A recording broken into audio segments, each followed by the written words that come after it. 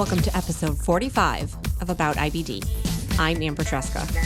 I was diagnosed with ulcerative colitis at age 16 and had two-step J-pouch surgery 10 years later. I'm the IBD expert at verywell.com and the person behind aboutibd.com and the About IBD social media platforms.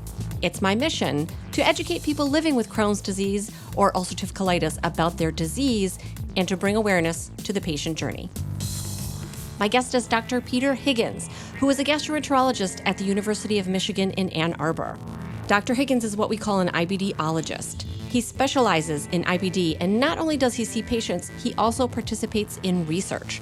Earlier this year, we were both at a meeting for healthcare professionals who specialize in IBD, which is called Crohn's and Colitis Congress. We were able to connect for a bit in the press room and talk about some of the presentations from the meeting, as well as a bit about the research Dr. Higgins is doing at U of M. It is really some cutting-edge stuff that includes fecal transplants, healing strictures in the intestines, and printing custom ostomy products. We get into the weeds a little bit, so please refer to the show notes or go to aboutibd.com to find links to more information about our discussion. It is really exciting and hopeful to me to hear about what's in the pipeline for people living with IBD and how it may improve quality of life. I hope you come away from this episode feeling the same.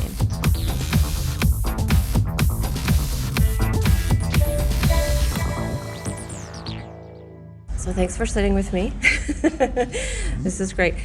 I'm always so pleased to come to these type of meetings, but for you guys, I always wonder how you manage to make it to so many meetings as physicians and how you handle the travel and being away from your patients and all of that. So how does that work out? So part of that is there are two pieces. One is covering the not quite emergent patient portal messages, right, which I can typically do in 30 to 60 minutes a day. Yeah. And so that's just kind of blocking an hour away in the hotel room, knocking out. But then there's the truly urgent things that require pagers. Right. And so there's usually, like at Michigan, fortunately we have 15 IBD people. There's a few people who stay back and don't go to this meeting and cover everyone else's pagers. So we have a rough couple of days. But Right. But, I think it's better than it used to be. I remember during DDW years past, it would be like you couldn't get anybody on the phone. Yeah. Yeah. So typically, like at Michigan, we have assigned DDW duty. Okay. and so at a minimum, we have 3 gastroenterologists who are at the main base full time for the whole DDW. And it comes up, every 15 years or so that's your year to stay back. Okay, so it's not too bad. It's not too bad. And so, but it's critical that you come to these type of meetings, right? I mean, I know sometimes for patients it can be like, oh, my doctor's in an office, but what types of things are you learning that you can bring back to your practice? So a lot of times it's the newest of the new, usually particularly at DDW, that's where most people save their really new data. Yeah. And somewhat at ECHO, which is the big IBD meeting in Europe. Right. All the new data about new treatments, about new diagnostic studies, anything that's cutting edge and coming soon is going to show up at one of those 2 meetings generally. Right. Yeah. So, and then a meeting like this, there was a little bit of research here. Yeah, this is an interesting mix. So this meeting is sort of a hybrid of roughly half kind of newest, latest, and greatest cutting edge, and half of how do we consolidate our knowledge and communicate that to patients and caregivers. And part of that was, for example, the guidelines session on Thursday, where we talked about, okay, here's the state of the art, given the evidence we have, this is what you should be doing today. Whereas some of the science is, we're pretty sure this is right, but it might not reach practice for 2 or 3 years. And we need to sort out how it should influence your practice. And so it's a little bit of both. Right. Even 2 or 3 years, you think? Some of them, yeah. I mean, some of them are more pipe dreams. I think that, the stem cell stuff may be a few more years away. Yeah. And other things may not pan out in terms of the research. Right. And that's one of the things that it's important to realize. A lot of the research that's really cutting edge is sort of the first step into an area, and it may look very promising, but it may not pan out. Right. Even though a lot of times it might get hyped and people are like really excited about it. Sometimes as you dig into it deeper and do more work, you identify problems or issues that prevent it from actually reaching practice. Right. We saw some mouse model stuff here, especially in terms of the microbiome and how they're starting to think about how we can shift the microbiome and how it can affect IBD or prevent IBD. And it was really exciting because that ties into nutrition. Absolutely. And I was saying to someone yesterday, I feel like it's kind of broken open as far as nutrition goes. Do you feel that that's sort of, because we used to tell people diet didn't matter. Yes and no. So Yeah. I think in general, as a rule of thumb, if something works in mice, the chances that it's actually going to reach, yes, we should do this in humans, is somewhere around 10%. That 90% will not make that leap. Some of that is the mice, that humans are just different. Some of that is that the mouse immune system microbiota are just different from humans. Another piece of it is mice can't get away. They stay in a cage and they eat the diet you give them. In the real world, if you said, oh, we have discovered that if we give you this particular chow for the rest of your life, you eat nothing else, your IBD will be 50% better. That's really hard for people to do. Right. When they have access to all kinds of food, and then there's the challenge of, even if you can use a nutritional supplement to tweak the microbiome, and you can convince someone to not eat any of the fabulous foods we have available to us. There's also the interaction with the gut immune system, that the immune system selectively picks off bacteria in the gut to protect itself. And to some extent, people with IBD have a different gut immune system. And they're programmed or reprogrammed in a way that even if you try to shift the microbiome with a nutritional alteration, the immune system may actually push back in a bad way.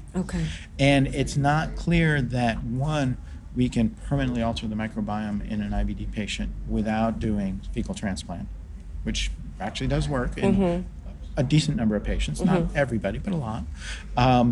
And then how sustainable is it? And to what extent can you change somebody's microbiome a fair amount with an intervention, but their immune system will work to shift it back? And how hard you have to work to keep it that way. A lot of the fecal transplant studies have been pretty intensive, multiple stool enemas day after day for UC have been successful. But one of the biggest Australian studies actually did 40 stool enemas over 8 weeks to maintain that. And that's hard to think about maintaining long term. Right.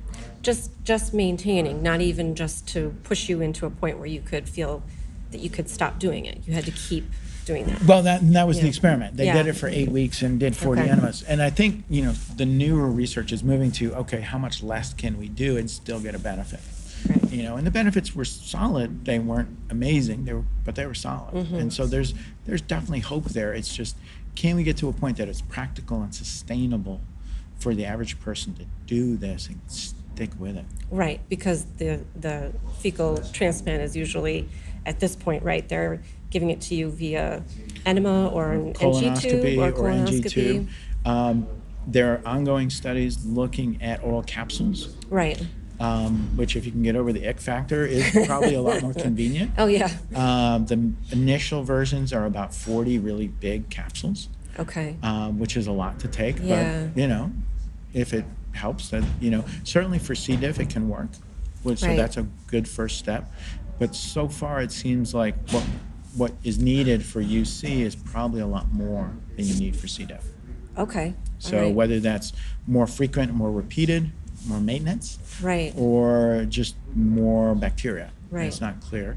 It's also getting complicated because some of this is, we know it's the bacteria and the shift in the bacteria, but can you shift the bacteria a different way with viruses that kill bacteria? And that's a whole new area of study that's just starting to open up with what are called bacteriophage. They're viruses that feed on and kill bacteria. And can you make essentially designer bacteriophage that could essentially kill off the bad bacteria? In a perfect world, you could take in a capsule. Exciting idea, neat idea. On paper, it looks great. Can we make it real? It sounds a little like Pandora's box-ish. What if you let something out that's sort of unintended consequences? And will it spread to other folks? Probably. Will it affect your neighbor's family member's microbiota? Possibly. And that's a big question. And I think it'll be challenging to get bacteriophage therapy through like the FDA. Although apparently in Europe, they have a couple of examples of bacteriophage therapy that are in clinical trials or close to being used. Do you think that there's a role for medication plus tweaking the microbiome together? I think that's probably going to be really important because I think one of the challenges of the microbiome is we can do short-term shifts, but the gut immune system kind of pulls you back. And so possibly it's push the microbiome and then restrain the immune system at the same time might give you more benefit than either one alone. So I a lot of times tell patients that patients are looking towards, of course, having a cure or at least having some kind of sustainable, durable remission for most people, and that it might look like 40 pills a week or whatever these studies were using in order to get your microbiome into the right place and then to keep it there. Right. You know, that it's, like you said, it's your body likes to be at a certain place and it's going to keep trying to get back there. Push there. You have to keep trying to fight back. And bizarrely enough, the quality control of stool will make it pretty darn expensive. Okay. Because if you're actually getting stool from humans, to make it safe, you have to test it for 30, 40 different infections. Oh my gosh, yeah. And that's expensive, and that makes the stool expensive. And in the long run, what we might end up with is instead of actually using stool, which has the risk of carrying infections, is having custom bacterial mixes or bacteriophage mixes that will have a better safety profile, less risk of an infectious agent. I think that's probably where we're going to end up. Okay. So how far away are we from taking the stool from the super poopers and figuring out what's making that work and then generating it in a lab? Right. And then so there are several companies already doing this and testing it in clinical trials. Initially first for C. diff, but they're also thinking very hard about IBD. We're getting ready to start one of these trials at Michigan with a company called Ceres, S-E-R-E-S. They've put a lot of money into making these custom mixes based on the data they got from the super donors to see if they can make a custom mix that will do as well, almost as well as stool. Right. So let me ask you about a completely different topic, about the custom ostomy printing that you were doing at U of M. What's going on with that? So currently, it's a little bit of a cottage venture with a patient who's doing the 3D design and 3D printing, and it's not his main job. He's got a primary job. So it's a little bit slow. What I'd like to do eventually is get funding to make that at least a half-time job for him, or potentially hire a 3D modeler who could do that in his place. Right. Right now, it's about a 2-week process between scanning and getting a fitted ostomy wafer for each patient. So we're slowly enrolling folks and moving along. We've definitely improved the quality of the materials, made them softer, more bendy. Our early ones, it was a great fit as long as you stood up. If you tried to bend over, it wasn't so great. So we're doing a lot better on the materials and the bendiness and the comfort. Still doing pretty well in terms of the seal and preventing leaks.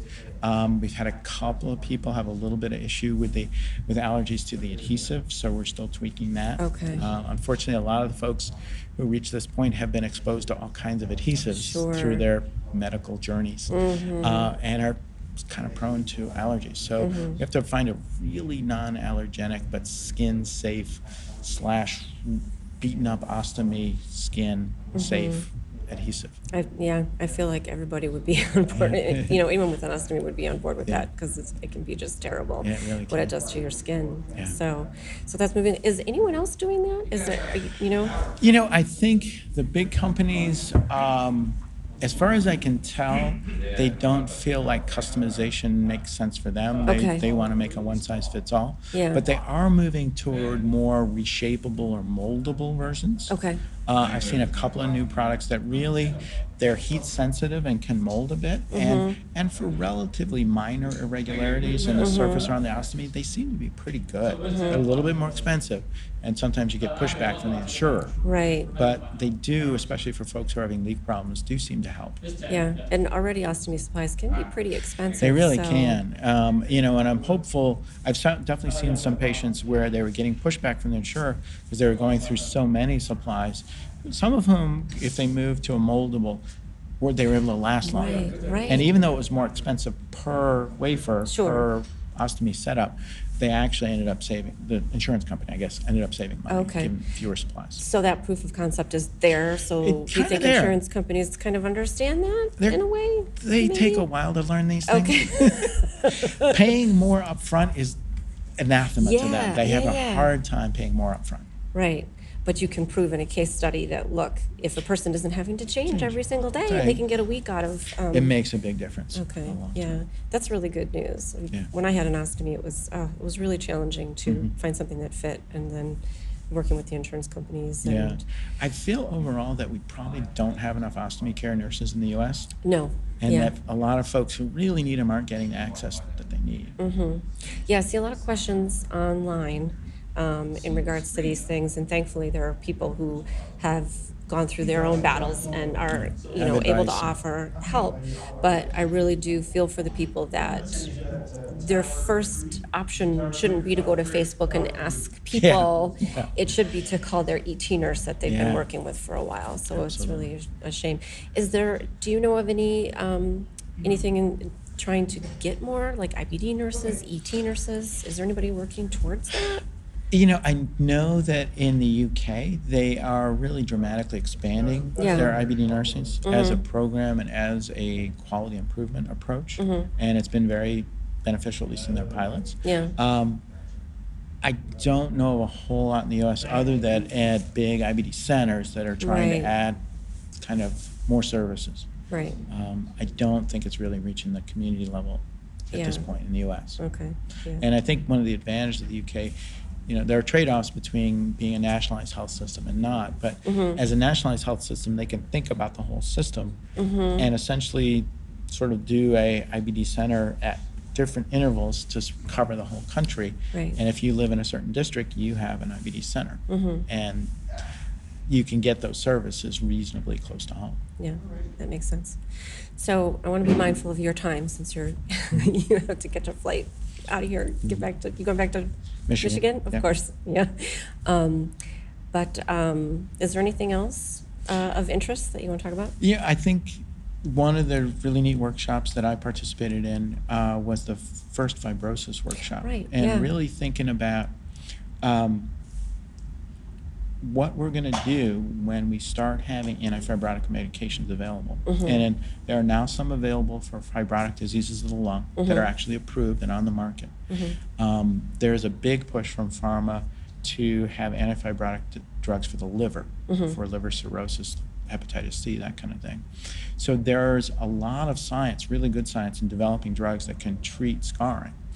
And the hard part is kind of getting those over the wall into Crohn's disease. And can we use these medications to reduce obstruction, stenosis, and blockage that leads to surgery in Crohn's disease and possibly reduce the rate of surgery in Crohn's disease? So one of the challenges there is, okay, so even if we had a drug, how would we measure that it worked? And how would we prove the FDA that it's effective as well as safe? And so part of this whole workshop was talking about different ways to measure improvement in fibrosis, whether it's making the tissue less stiff, reducing the amount of collagen, if we can measure collagen at the molecular level, and biomarkers in the blood that tell you how much extracellular matrix, the scar tissue, is being made.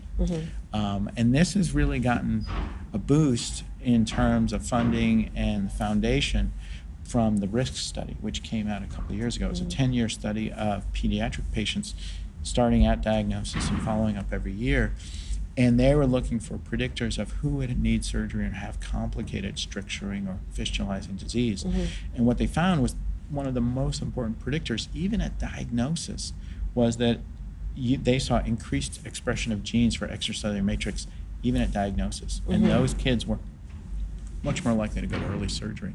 So right off the bat, we have a way of identifying this person is going to have complicated Crohn's disease long before they have a stricture.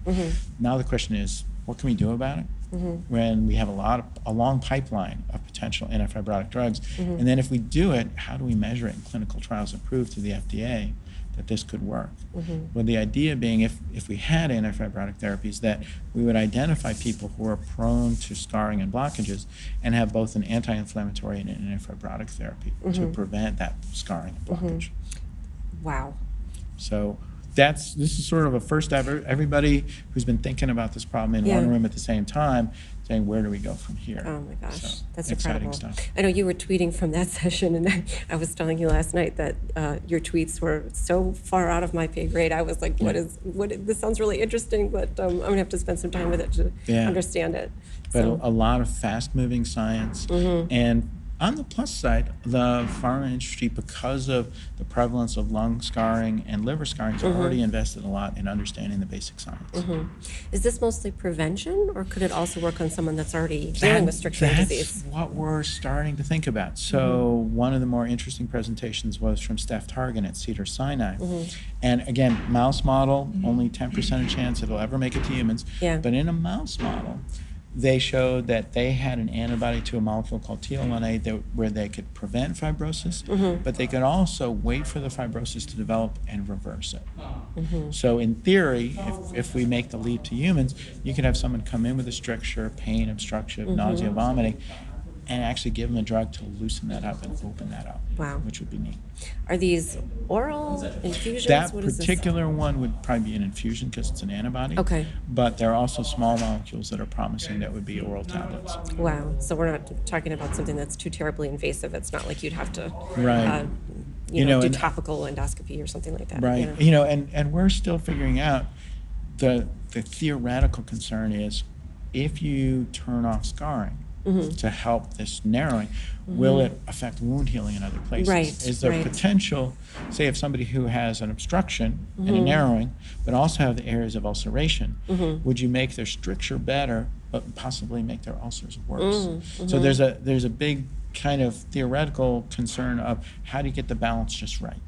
And that's something we're gonna have to sort out, preferably in animal models first, before we expose people to it. Absolutely. You can't have kids, especially with kids. Running around and, you hurt yourself and, oh no, it's not healing. It's not healing, exactly. You can have a big problem. And that's part of, some companies are working on gut-specific versions. For that very reason. Oh my gosh, that's really incredibly exciting. Thank you for taking the time to explain it to me, because I did not know what was going on in that session yesterday. It's a lot of science, but a lot of potential. But really very important stuff. And so I was talking about your social media, and can you just tell me where everyone can find you, where we can find out more from you about what's going on? In terms of, on Twitter, I'm at IBD Doctor. On Facebook, the University of Michigan IBD webpage and Facebook page. A lot of information. I think probably the most patient-centered information is on our University of Michigan IBD page, which has a link to our YouTube series, IBD School, which has a lot of educational videos from patients, beginning from what is IBD, medical therapy for IBD, surgical options for IBD. We have a really popular series on fertility and pregnancy for IBD that a lot of folks have given us good feedback on. I love IBD School. It's wonderful. So I'll make sure I put that all available for everyone to see. Thank you so much for sitting with me, Dr. Higgins. It's really a pleasure to connect with you. Thanks.